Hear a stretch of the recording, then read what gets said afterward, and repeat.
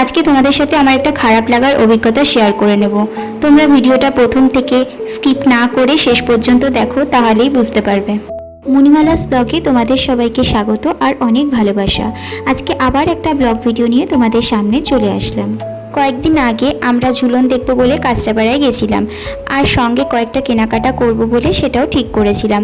তো আমরা প্রথমে এখান থেকে টোটো ধরে চলে গেলাম নবজীবন, তারপর সেখান থেকে টুকটাক কেনাকাটা করে সোজা ঝুলনতলায় যাব। আমাদের বিকেল 5টার সময় বেরোনোর কথা ছিল, যেহেতু ওয়েদারটা একটু খারাপ ছিল, মানে বৃষ্টি বৃষ্টি আবহাওয়া ছিল, যার জন্য আমাদের একটু বেরোতে লেট হয়ে গেল। তাছাড়া আমি ঘুমিয়েও পড়েছিলাম, যার জন্য অনেকটাই লেট হয়ে গেছিল। আর বাড়ির থেকে বলছিল থাক আর যাব না, কারণ এত রাত্রির বেলা, মানে 8টা প্রায় বাজে, তখন প্রায় ফেরারই পালা। তো আমাদের যেহেতু এই দিকটা একটু নির্জন, সেই জন্য আমাদের না আসতে একটু সমস্যাই হয়, কারণ সবসময় টোটোটাও অ্যাভেলেবেল থাকে না, পর টোটোতে বসে থাকতে হয়, ফুল টোটো না বললে আসবেও না, এই সমস্যাগুলো লেগেই থাকে। যাই হোক, আমরা শেষমেশ কাঁচরাপাড়ায় পৌঁছে গেলাম।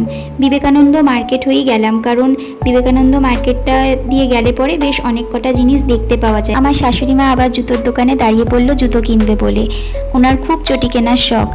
আর আমিও দুখানা চটি পছন্দ করেছিলাম, কিন্তু আমার পায়ে অনেকটাই বড় হচ্ছিল, ওরা ছোট সাইজটা দিতে পারেনি, সেই জন্য আমার আর কেনা হলো না।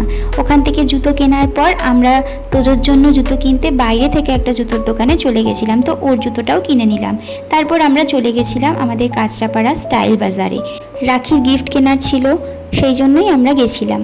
কিন্তু ওখানে গিয়ে আমার একটা বাজে অভিজ্ঞতা হলো। প্রথমে আমি বলছিলাম আমি কি একটু ক্লিপ নিতে পারি, মানে আমি যেগুলো পারচেস করব সেগুলো। তো প্রথমে ওখান থেকে একজন স্টাফ বললেন না, তারপর আরেকজন স্টাফ বললেন, একটা দাদাকে দেখিয়ে বললেন যে ওনার থেকে পারমিশন নিন তাহলে পারবেন। তো উনি প্রথমে না বললেন, তারপর বললাম আমি যেটুকু পারচেস করব সেটুকুই ভিডিও করব। বললেন ঠিক আছে অল্প করে। তো আমরা যখন সেকেন্ড ফ্লোরে চলে যাই, মানে ফার্স্ট ফ্লোরে চলে যাই, তখন যখন আমি গিয়ে ভিডিও করছি, তখন ওখানকারই কোনো ম্যানেজার এসে আমাকে বললেন আপনি কি লিখিত দিয়েছেন?